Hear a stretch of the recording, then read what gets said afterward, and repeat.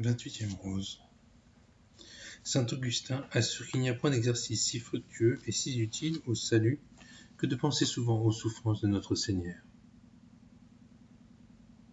Le bienheureux Albert le Grand, maître de saint Thomas, a su par révélation que le simple souvenir ou la méditation de la passion de Jésus-Christ est plus méritoire aux chrétiens que de jeûner pendant 1 an, tous les vendredis, au pain et à l'eau, ou de prendre la discipline jusqu'au sang toutes les semaines, ou de réciter tous les jours le psautier. Ah, quel est par conséquence le mérite du rosaire, qui fait mémoire de toute la vie et la passion de notre Seigneur. La Sainte Vierge révéla un jour au bienheureux Alain de la Roche qu'après le saint sacrifice de la messe, qui est la première et la plus vive mémoire de la passion de Jésus-Christ, il n'y avait point de dévotion plus excellente et plus méritoire que le rosaire, qui est comme une seconde mémoire et représentation de la vie et de la passion de Jésus-Christ. Le révérend père d'Orlan rapporte que la Sainte Vierge dit un jour au vénérable Dominique, chartreux, dévot au Saint-Rosaire, qui résidait à Trèves l'an 1481. Toutes les fois qu'un fidèle récite le rosaire avec les méditations des mystères de la vie et de la passion de Jésus-Christ, en état de grâce, il obtient pleine et entière rémission de tous ses péchés. Elle dit aussi au bienheureux Alain, « Sachez qu'encore qu'il y ait quantité d'indulgence donnée à mon rosaire. J'y en ajouterai beaucoup davantage pour chaque cinquantaine à ceux qui le réciteront sans péché mortel, à genoux, dévotement, et quiconque persévérera dans la dévotion du Saint-Rosaire avec ses articles et méditations. Je lui obtiendrai pour récompense de ce bon service pleine rémission de la peine et de la culpe de tous les péchés à la fin de sa vie. » Que cela ne te semble pas incroyable. Il m'est facile, puisque je suis la mère du roi des cieux, qui m'appelle pleine de grâce, et si j'en suis remplie, j'en ferai une ample effusion à mes chers enfants. Saint Dominique était si bien persuadé de l'efficacité et mérite du Saint-Rosaire qu'il ne donnait quasi point d'autre pénitence à ceux qu'il confessait, comme nous avons vu dans l'histoire que j'ai rapportée d'une dame romaine à qui il ne donna pour pénitence qu'un seul rosaire. Les confesseurs devraient aussi, pour marcher sûrement sur les traces de ce grand saint, enjoindre aux pénitents le rosaire, avec la réflexion sur les sacrés mystères, plutôt que d'autres pénitences qui ne sont pas d'un si grand mérite, ni si agréables à Dieu, ni si salutaires aux âmes, pour les faire avancer dans la vertu, ni si efficaces pour les empêcher de tomber dans le péché. Et de plus, en disant le rosaire, on gagne quantité d'indulgences qui ne sont pas attachées à plusieurs autres dévotions. Certes, dit l'abbé Bloisius, ce rosaire avec les méditations de la vie et de la passion est très agréable à Jésus-Christ et à la Sainte Vierge, et très efficace pour obtenir toutes choses. Nous le pouvons dire tant pour nous que pour ceux qui nous sont recommandés et pour toute l'Église. Recourons donc à la dévotion du Saint-Rosaire dans toutes nos nécessités, et nous obtiendrons infailliblement ce que nous demanderons à Dieu pour notre salut. 29e rose. Il n'est rien de plus divin, selon la pensée de saint Denis, rien de plus noble ni de plus agréable à Dieu, que de coopérer au salut des âmes et de renverser les machines du démon qui tâchent de les perdre. C'est le motif qui a fait descendre le Fils de Dieu en terre. Il avait ruiné l'empire de Satan par la fondation de l'Église. Mais ce tyran avait repris ses forces et exercé une cruelle violence sur les âmes par l'hérésie des albigeois, par les haines, les dissensions, par les vices abominables qu'il faisait régner dans le monde dans le XIe siècle. Quel remède à ces grands désordres? Comment abattre les forces de Satan? La Sainte Vierge, protectrice de l'Église, n'a point donné de moyens plus efficaces pour apaiser la colère de son Fils, pour extirper l'hérésie et réformer les mœurs des chrétiens que la confrérie du Saint-Rosaire. Comme les faits l'a vérifié, il a renouvelé la charité, la fréquentation des sacrements des premiers siècles d'or de l'Église, réformé les mœurs des chrétiens. Le pape Léon X dit en sa bulle que cette confrérie a été fondée en l'honneur de Dieu et de la Sainte Vierge, comme un mur pour arrêter les malheurs qui allaient fondre sur l'Église. Grégoire XIII dit que le rosaire a été donné du ciel comme un moyen pour apaiser la colère de Dieu et implorer l'intercession de la Sainte Vierge. Jules III dit que le rosaire a été inspiré pour nous ouvrir plus facilement le ciel par les faveurs de la Sainte Vierge. Paul III et le bienheureux Pie V déclare que le rosaire a été établi et donné aux fidèles pour se procurer plus efficacement le repos et la consolation spirituelle. Qui négligera d'entrer dans une confrérie instituée pour des fins aussi nobles? Le père Dominique Chartreux, fort dévot au rosaire, vit un jour le ciel ouvert et toute la cour céleste rangée en un ordre admirable et entendit chanter le rosaire, d'une mélodie ravissante, honorant à chaque dizaine un mystère de la vie, de la passion et de la gloire de Jésus-Christ et de la Sainte Vierge. Et il remarqua que quand ils prononçaient le sacré nom de Marie, ils faisaient tous une inclination de la tête, et celui de Jésus, ils faisaient tous une génuflexion, et rendaient grâce à Dieu des grands biens qu'il a faits au ciel et en la terre par le Saint Rosaire. Il vit aussi la Sainte Vierge et les saints présenter à Dieu les rosaires, que les confrères récitaient en terre, et prient pour ceux qui pratiquent cette dévotion. Il vit encore d'innombrables couronnes de très belles et odoriférantes fleurs, préparées pour ceux qui récitent dévotement le Saint Rosaire, et qu'autant de fois qu'ils le récitent, ils se font une couronne dont ils seront parés au ciel.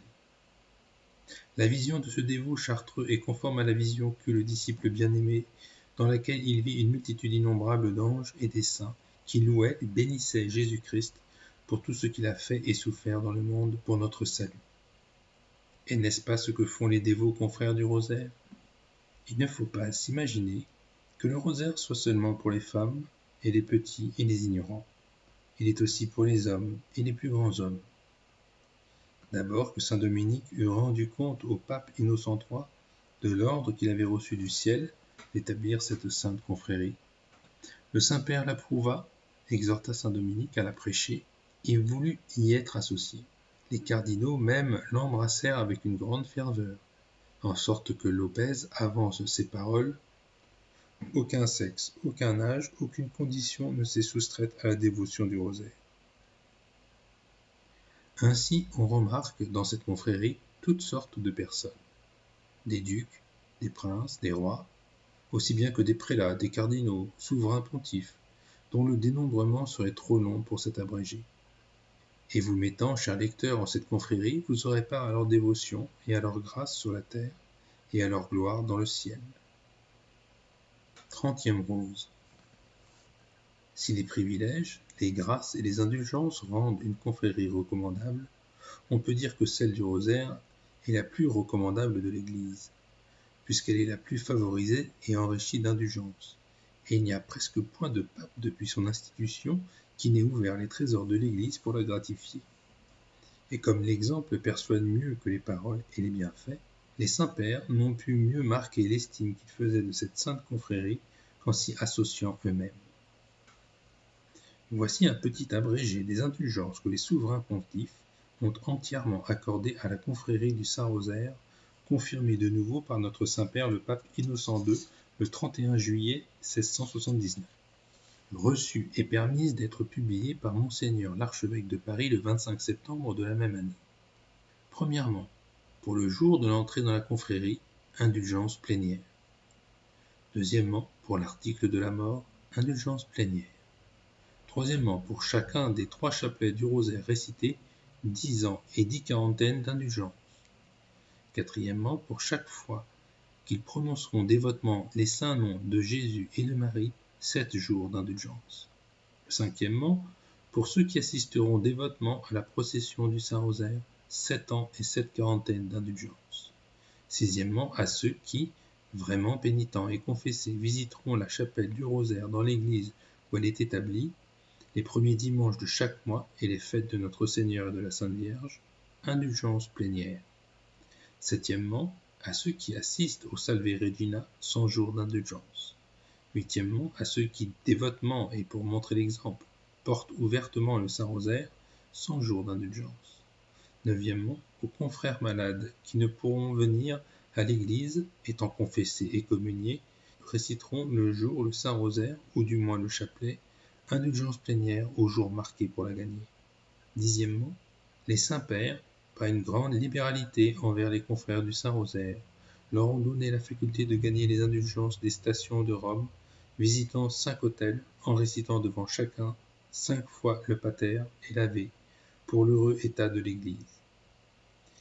S'il n'y a qu'un autel ou deux dans cette église, où est le rosaire établi, ils réciteront 25 fois le pâté et l'Ave devant cet autel. Grande faveur pour les confrères du Saint-Rosaire, parce que dans les églises des stations de Rome, il y a des indulgences plénières, des délivrances d'âmes du purgatoire et plusieurs autres grandes rémissions que les confrères peuvent gagner sans peine, sans frais, sans sortir de leur pays.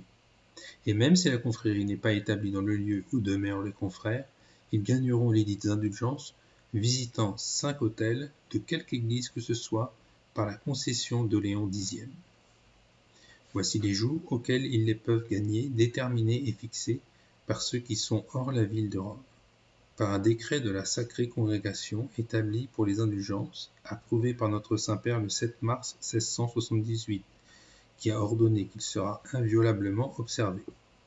Tous les dimanches de l'Avent, les 3 jours des 4 temps, la vigile de Noël, aux messes de minuit, de l'aurore et du jour, les fêtes de Saint-Étienne, de Saint Jean l'Évangéliste et des Innocents, de la circoncision et des rois, le dimanche de la Septuagésime, Sexagésime, Quinquagésime et depuis le jour des cendres, tous les jours jusqu'au dimanche de la Quasimodo inclusivement, les 3 jours de rogation, le jour de l'Ascension, la vigile de la Pentecôte et tous les jours de l'octave et les 3 jours des 4 temps de septembre.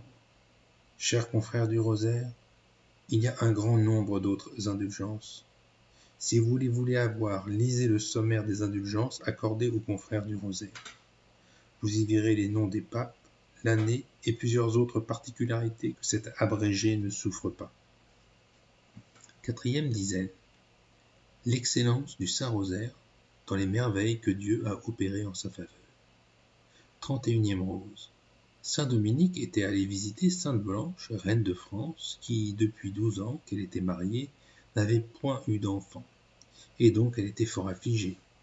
Lui conseilla de dire son rosaire tous les jours pour obtenir cette grâce du ciel. Ce qu'elle fit, et elle accoucha en l'an 1213 de son aîné qui fut appelé Philippe. Mais la mort l'ayant ravie en son berceau, la dévote reine eut plus que jamais recours à la Sainte Vierge, et elle fit distribuer quantité de rosaires à toute la cour et dans plusieurs villes du royaume, afin que Dieu la comblât d'une entière bénédiction. Ce qui arriva ainsi, car en 1215, Saint Louis vint au monde. La gloire de la France est le modèle des rois chrétiens. Alphonse VIII, roi d'Aragon et de Castille, fut, à cause de ses péchés, châtié de Dieu en plusieurs manières, et il fut contraint de se retirer dans une ville de l'un de ses alliés. Saint Dominique, se rencontrant en cette même ville le jour de Noël, y prêcha à son ordinaire le rosaire et les grâces que l'on obtient de Dieu par cette dévotion, et dit, en d'autres choses, que ceux qui le réciteraient dévotement obtiendraient la victoire de leurs ennemis et recouvreraient tout ce qu'ils avaient perdu. Le roi remarque bien ces paroles, envoie quérir Saint Dominique et lui demande si ce qu'il avait prêché du Saint-Rosaire était véritable. Le saint répondit qu'il n'en fallait point douter, et lui promit que s'il voulait pratiquer cette dévotion et s'enrôler en la confrérie, il en verrait les effets. Le roi se résolut de réciter tous les jours le rosaire, et il continue pendant 1 an, et le même jour de Noël, ayant récité son rosaire, la Sainte Vierge lui apparut et lui dit « Alphonse, il y a 1 an que tu me sers dévotement par mon rosaire. Je viens te récompenser. Sache que j'ai obtenu de mon Fils le pardon de tous tes péchés. Voilà un rosaire que je te donne, porte-le sur toi, et jamais aucun de tes ennemis ne te pourra nuire. » Elle disparut et laissa le roi fort consolé. Il s'en retourna tenant ce rosaire à la main, et abordant la reine, il lui raconta tout joyeux la faveur qu'il venait de recevoir de la Sainte Vierge. Il lui toucha les yeux de ce rosaire, elle recouvra la vue qu'elle avait perdue. Quelque temps après, le roi, ayant ramassé quelques troupes avec l'aide de ses alliés, attaqua hardiment ses ennemis, les obligea de rendre ses terres, de réparer ses dommages, les chassa entièrement et devint si heureux en guerre que de tous côtés il lui venait des soldats pour combattre sous ses enseignes, parce que les victoires semblaient suivre partout ses batailles. Il ne s'en fut pas étonné, car il ne se livrait jamais de combat qu'après avoir récité son rosaire à genoux. Il faisait recevoir dans la confrérie du Saint-Rosaire toute sa cour, et il obligeait ses officiers domestiques d'y être dévots. La reine s'y engagea aussi, et tous deux persévérèrent au service de la Sainte Vierge et vécurent en grande piété. 32e rose. Saint Dominique avait un cousin nommé Don Pérez ou Pedro, qui menait une vie fort dissolue. Ayant entendu que le saint prêchait les merveilles du rosaire et que plusieurs se convertissaient et changeaient de vie par ce moyen, il dit « J'avais perdu l'espérance de mon salut, mais je commence à prendre courage. Il faut que j'entende cet homme de Dieu. » Il vint donc un jour au sermon de saint Dominique.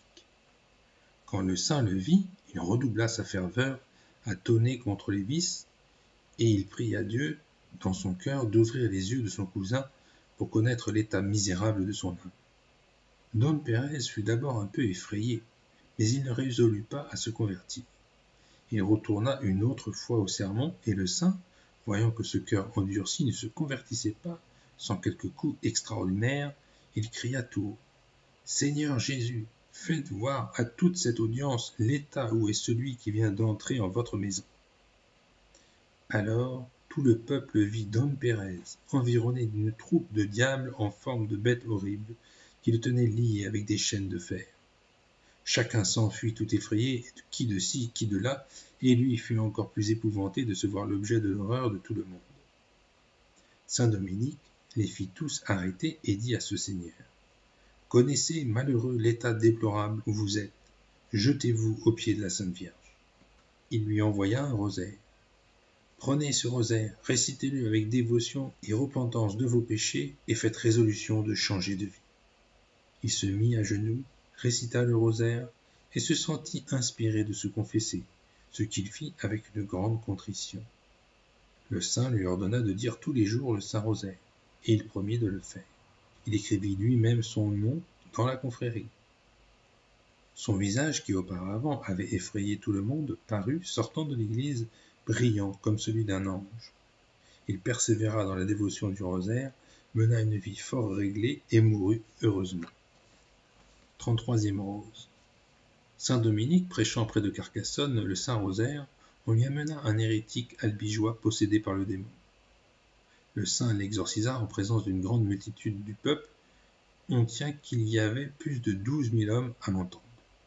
Les démons qui possédaient ce pauvre misérable étaient obligés de répondre malgré eux aux interrogations que le saint leur faisait, et ils dirent qu'ils étaient 15 000 dans le corps de ce misérable, parce qu'il avait attaqué les 15 mystères du rosaire, que par le rosaire qu'il prêchait, il mettait la terreur et l'épouvante dans tout l'enfer, et qu'il était l'homme du monde qu'ils haïssaient davantage à cause des âmes qu'il leur enlevait par la dévotion du rosaire. Ils leur révélèrent plusieurs autres particularités. Saint Dominique, ayant jeté son rosaire au cou du possédé, leur demanda qui de tous les saints du ciel il craignait davantage, et devait être plus aimé et honoré des hommes. À cette interrogation, ils firent des cris si épouvantables que la plupart des auditeurs, saisis d'effroi, tombèrent par terre. Ensuite, ces malins esprits, pour ne pas répondre, pleurèrent et se lamentèrent d'une manière si pitoyable et si touchante que plusieurs des assistants en pleurèrent eux-mêmes par une pitié naturelle. Ils disaient par la bouche du possédé, d'un ton de voix lamentable, « Dominique, Dominique, aie pitié de nous, nous te promettons que nous ne te nuirons jamais. Toi qui as tant de pitié des pécheurs et misérables, aie pitié de nous, misérables. Hélas, nous souffrons tant, pourquoi prends-tu plaisir à augmenter nos souffrances? Contente-toi des peines que nous endurons, miséricorde, miséricorde, miséricorde. » Le saint, sans être touché des paroles tendres de ces esprits malheureux, leur répondit qu'il ne cesserait de les tourmenter jusqu'à ce qu'ils eussent répondu à la question. Les démons lui dirent qu'ils y répondraient, mais en secret et à l'oreille, et non pas devant tout le monde. Le saint insiste. Il leur commande de parler et répondre tout haut. Les diables ne voulant plus dire mot, quelques commandements qu'il leur fit. Il se mit alors à genoux et fit cette prière à la Sainte Vierge. Ô très sainte Vierge Marie, par la vertu du Saint Rosaire, ordonnez à ces ennemis du genre humain de répondre à ma question. Cette prière étant faite, voilà qu'une flamme ardente sortit des oreilles, des narines et de la bouche du possédé, qui fit trembler tout le monde, mais cependant qui ne fit de mal à personne. Alors les diables s'écrièrent « Dominique, nous te prions par la passion de Jésus-Christ et par les mérites de sa Sainte Mère et de tous les saints, que tu nous permettes de sortir de ce corps sans rien dire, car les anges, quand tu voudras, te le révéleront. Ne sommes-nous pas des menteurs? Pourquoi veux-tu nous croire? Ne nous tourmente pas davantage, aie pitié de nous. Malheureux que vous êtes, indigne d'être exaucé, dit saint Dominique, qui se mettant encore à genoux fit sa prière à la Sainte Vierge. Ô très digne mère de la sagesse, je te prie pour ce peuple ici présent, qui déjà est instruit de la manière de bien dire la salutation angélique. Forcez nos ennemis à confesser en public la vérité pleine et sincère sur ce point. Il n'eut pas plutôt fini sa prière qu'il vit la Sainte Vierge auprès de lui, entourée d'une grande multitude d'anges qui, avec une verge d'or qu'elle tenait à la main, frappaient le démoniaque en lui disant « Réponds à mon serviteur Dominique selon sa demande ». Il faut remarquer que le peuple n'entendait ni ne voyait point la Sainte Vierge, qu'il n'y avait que saint Dominique. Alors les démons commencèrent à s'écrier en disant « Notre ennemi et notre ruine, notre confusion, pourquoi êtes-vous venus exprès du ciel pour nous tourmenter si fort? Faut-il que, malgré nous, ô avocate des pécheurs, qui les retirez des enfers, ô chemin très assuré du paradis, nous soyons obligés de dire toute la vérité? Faut-il que nous confessions devant tout le monde ce qui sera la cause de notre confusion et de notre ruine? Malheur à nous, malheur à nos princes de ténèbres. Écoutez donc, chrétiens, cette mère de Jésus-Christ est toute puissante pour empêcher que ses serviteurs ne tombent en enfer. C'est elle qui, comme un soleil, dissipe les ténèbres de nos machines et finesses. C'est elle qui évente nos mines, qui rompt nos pièges, et rend toutes nos tentations inutiles et sans effet. Nous sommes contraints d'avouer qu'aucun de ceux qui persévèrent dans son service n'est damné avec nous. Un seul de ces soupirs qu'elle offre à la Sainte Trinité surpasse toutes les prières, les vœux et les désirs de tous les saints. Nous la craignons plus que tous les bienheureux ensemble et nous ne pouvons rien contre ses fidèles serviteurs. Plusieurs chrétiens, même qui l'invoquent à la mort et qui devraient, selon nos lois ordinaires, être damnés, sont sauvés par son intercession. Ah, si cette Mariette, c'est ainsi que leur rage la faisait appeler, ne s'était opposée à nos desseins et à nos efforts, nous aurions depuis longtemps renversé et détruit l'Église et fait tomber tous ses ordres dans l'erreur et l'infidélité. Nous protestons de plus par la violence qu'on nous fait qu'aucun de ceux qui persévèrent à dire le rosaire n'est damné, car elle obtient à ses dévots serviteurs une vraie contrition de leurs péchés, par laquelle ils en obtiennent le pardon et l'indulgence. Alors saint Dominique fit réciter le Saint-Rosaire à tout le peuple, fort lentement et dévotement, et à chaque Ave Maria que le saint et le peuple récitaient, chose étonnante, il sortait du corps de ce malheureux une grande multitude de démons en forme de charbon ardent. Les démons étant tous sortis et l'hérétique fut tout à fait délivré. La Sainte Vierge donna, quoique invisiblement, sa bénédiction à tout le peuple, qui en ressentit une joie très sensible. Le miracle fut cause qu'un grand nombre d'hérétiques se convertissent et se mirent à la confrérie du Saint-Rosaire. 34e rose. Qui pourrait raconter les victoires que Simon comte de Montfort a remportées sur les Albigeois sous la protection de Notre-Dame du Rosaire? Elles sont si fameuses que le monde n'en a jamais vu de pareilles. Il défie une fois 10 000 hérétiques avec 500 hommes. Une autre fois, avec 30, il demeura vainqueur de 3 000. Ensuite, avec 800 cavaliers et 1000 hommes d'infanterie, il tailla en pièces l'armée du roi d'Aragon, composée de 100 000 hommes, sans perdre qu'un seul cavalier et 8 soldats des siens. De quel danger la Sainte Vierge a-t-elle délivré Alain de Lanvalet, chevalier breton, qui combattait pour la foi contre les Albigeois? Un jour, étant environné de ses ennemis de tous côtés, la Sainte Vierge lança contre eux 150 pierres et le délivra de leurs mains. Un autre jour, son vaisseau ayant fait naufrage et étant près d'abîmer, cette bonne mère lui fait apparaître 150 petites collines par sur lesquelles il aborda en Bretagne. Et en mémoire des miracles que la Sainte Vierge avait faits en sa faveur, à cause d'un rosaire qu'il récitait tous les jours, il prépara un couvent à Dinan pour loger les religieux du nouvel ordre de Saint-Dominique, et s'étant fait religieux, il mourut saintement à Orléans. Otter, de même soldat breton de Vaucouleurs, a souvent mis en fuite des compagnies entières d'hérétiques et de voleurs, portant son rosaire au bras et à la garde de son épée. Ses ennemis, après avoir été vaincus, lui ont avoué qu'ils avaient vu son épée toute éclatante, et une autre fois un bouclier à son bras, dans lequel Jésus-Christ, la Sainte Vierge et les saints étaient dépeints, le rendaient invincible et lui donnaient la force de bien charger. Une fois, Avec 10 compagnies, il défie 20 000 hérétiques sans perdre un seul des siens, ce qui toucha tellement le général de l'armée hérétique qu'il vint trouver Othère, abjurant son hérésie, et déclara qu'il l'avait vu couvert d'armes de feu dans le combat. 35e rose. Le bienheureux Alain rapporte qu'un cardinal nommé Pierre, du titre de Sainte Marie de la Le Tibre, instruit par saint Dominique, son ami intime, de la dévotion au Saint-Rosaire, s'y affectionna tellement qu'il en devint le panégyriste et le persuadait à tous. Le cardinal fut envoyé légat dans la Terre Sainte vers les chrétiens qui étaient croisés contre les Sarrasins. Il persuada si bien l'efficace du rosaire à l'armée chrétienne que tous l'ayant embrassé pour implorer le secours du ciel dans un combat où il n'était que 3000, ils triomphèrent de 100 000.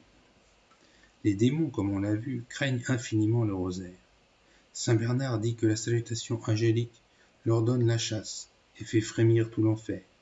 Le bienheureux Alain assure qu'il a vu plusieurs personnes qui s'étaient livrées au diable corps et âme en renonçant au baptême et à Jésus-Christ, et puis, après avoir pris la dévotion du Saint-Rosaire, ont été délivrés de sa tyrannie. 36e rose. L'an 1578, une femme d'Anvers s'était donnée au démon par une cédule signée de son sang. Quelque temps après, elle en eut un sensible regret et un grand désir de réparer le mal qu'elle avait fait. Elle chercha un confesseur prudent et charitable pour savoir par quels moyens elle pourrait être affranchie de la puissance du diable. Elle trouva un prêtre sage et dévot qui lui conseilla d'aller trouver le père Henri, directeur de la confrérie du Rosaire, du couvent de Saint-Dominique, pour s'y faire enrôler et se confesser. Elle le demanda, et au lieu du père, elle trouve le diable, sous la figure d'un religieux, qui la reprit sévèrement et lui dit qu'elle n'avait plus de grâce à espérer de Dieu, ni de moyen de révoquer ce qu'elle avait signé, ce qui l'affligeait fort. Mais elle ne perdit pas toute espérance en la miséricorde de Dieu. Elle retourna encore chercher le père, et elle trouva encore le diable, qui la rebuta comme auparavant.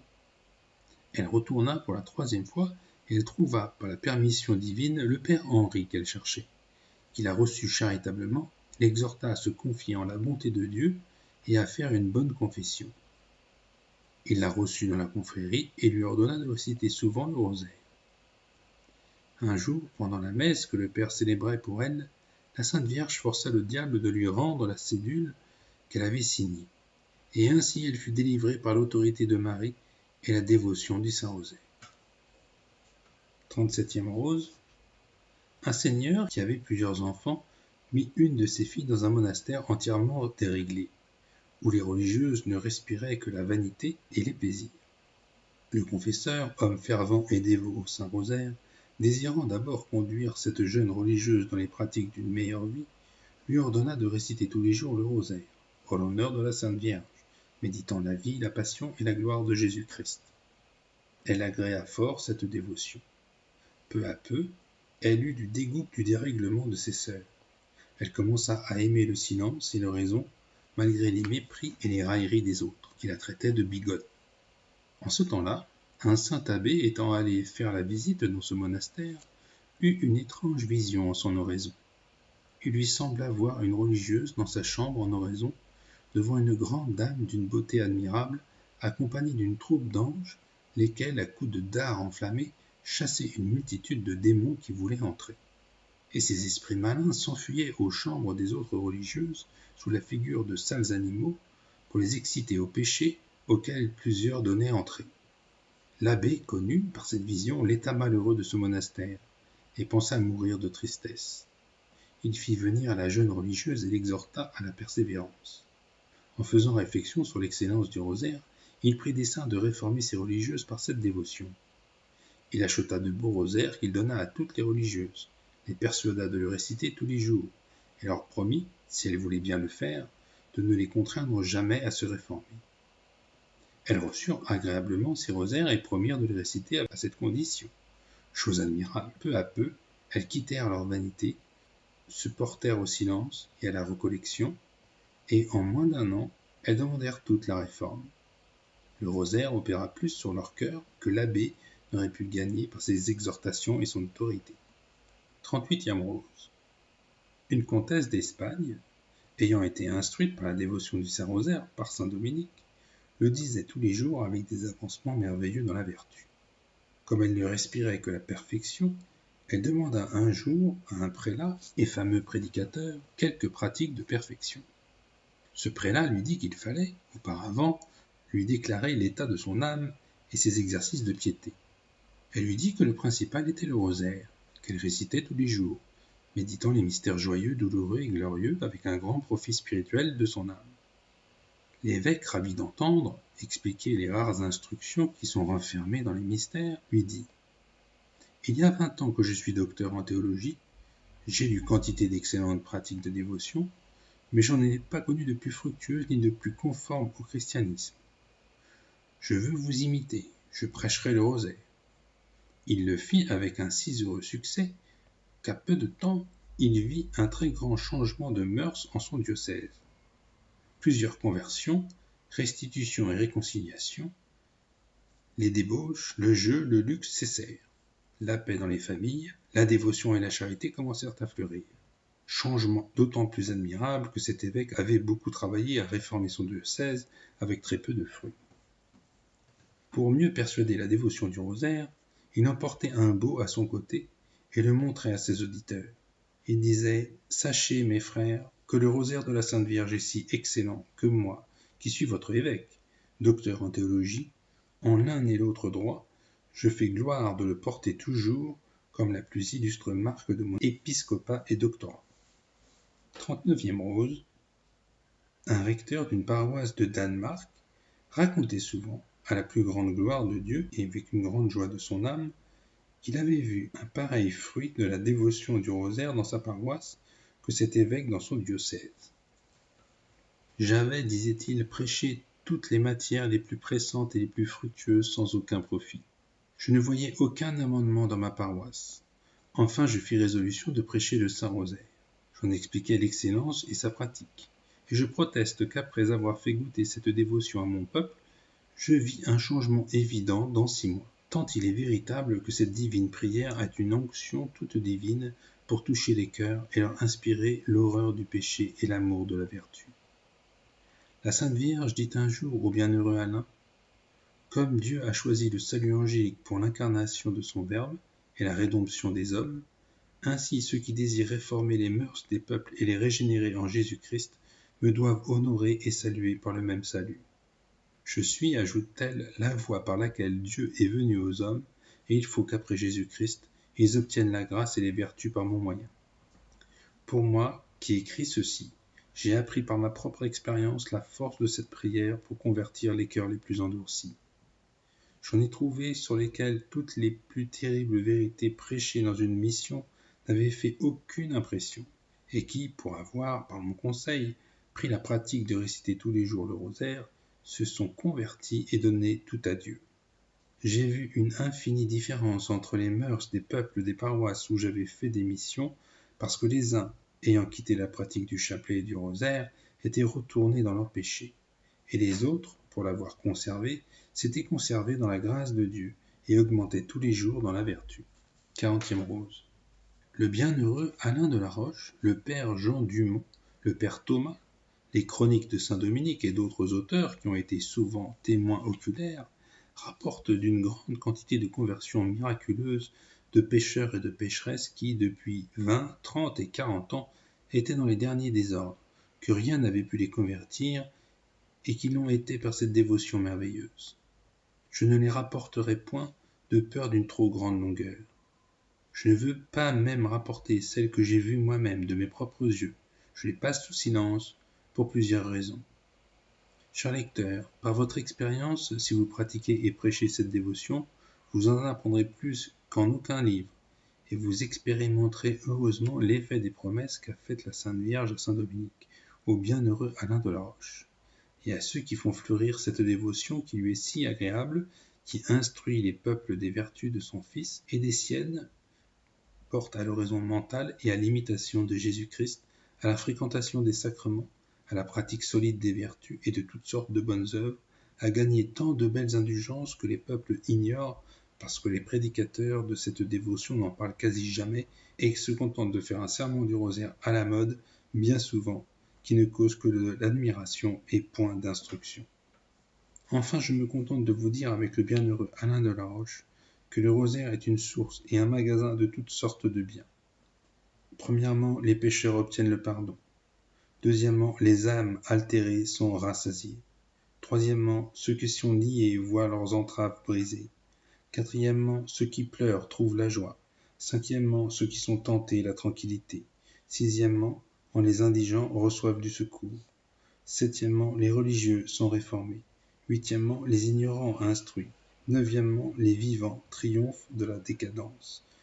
Dixièmement, et les morts sont soulagés par manière de suffrage.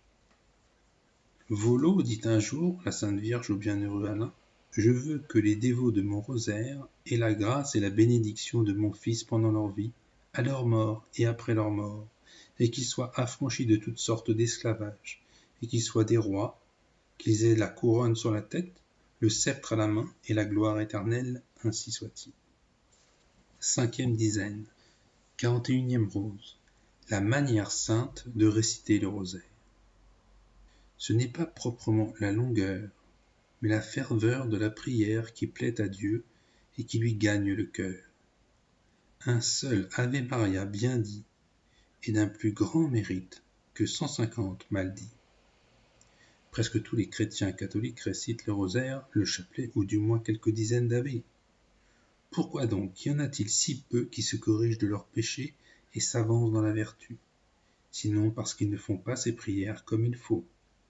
Voyons donc la manière qu'il faut les réciter pour plaire à Dieu et devenir plus saint. Premièrement, il faut que la personne qui récite le Saint-Rosaire soit en état de grâce, ou du moins dans la résolution de sortir de son péché.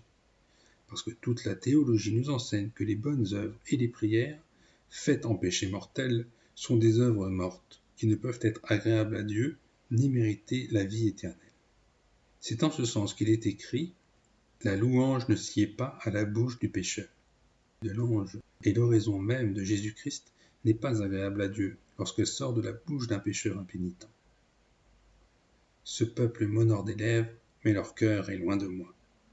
Ces personnes qui se mettent de mes confréries, dit Jésus-Christ, qui récitent tous les jours le chapelet ou le rosaire, sans aucune contrition de leurs péchés, m'honorent de leurs lèvres, mais leur cœur est bien éloigné de moi. J'ai dit, ou du moins dans la résolution de sortir du péché. Premièrement parce qu'il fallait absolument être en grâce de Dieu pour faire des prières qui lui fussent agréables. Il s'ensuivrait que ceux qui sont en péché mortel ne devraient point du tout prier, quoiqu'ils en aient le plus besoin que les justes, ce qui est une erreur condamnée par l'Église. Et ainsi, il ne faudrait jamais conseiller à un pécheur de dire son chapelet ou son rosaire, parce qu'il lui serait inutile.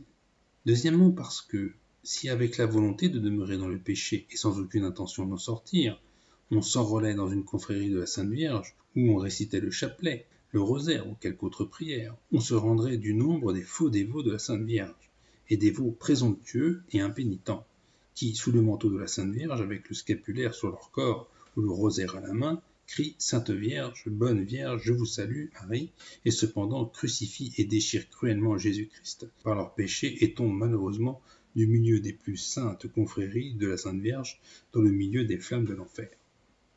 Nous conseillons le Saint-Rosaire à tout le monde, aux justes pour persévérer et croître dans la grâce de Dieu, et aux pécheurs pour sortir de leurs péchés.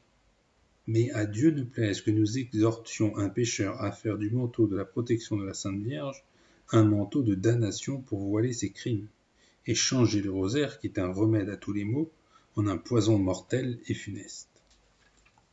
Il faut être un ange en pureté, dit le savant Hugues, cardinal, pour approcher de la Sainte Vierge et réciter la salutation angélique. Elle fit un jour voir à un impudique qui récitait le Saint-Rosaire régulièrement tous les jours, les beaux fruits dans un vaisseau souillé d'ordures. Il en eut horreur, et elle lui dit « Voilà comme tu me sers. Tu me présentes de belles roses dans un vaisseau sale et corrompu. Juge si je puis les avoir agréables. » 42e rose. Il ne suffit pas, pour bien prier, d'exprimer nos demandes par la plus excellente de toutes les manières d'oraison qui est le rosaire. Mais il faut encore y apporter une grande attention, car Dieu écoute plutôt la voix du cœur que celle de la bouche. Prier Dieu avec des distractions volontaires serait une grande irrévérence, qui rendrait nos rosaires infructueux et nous remplirait de péchés.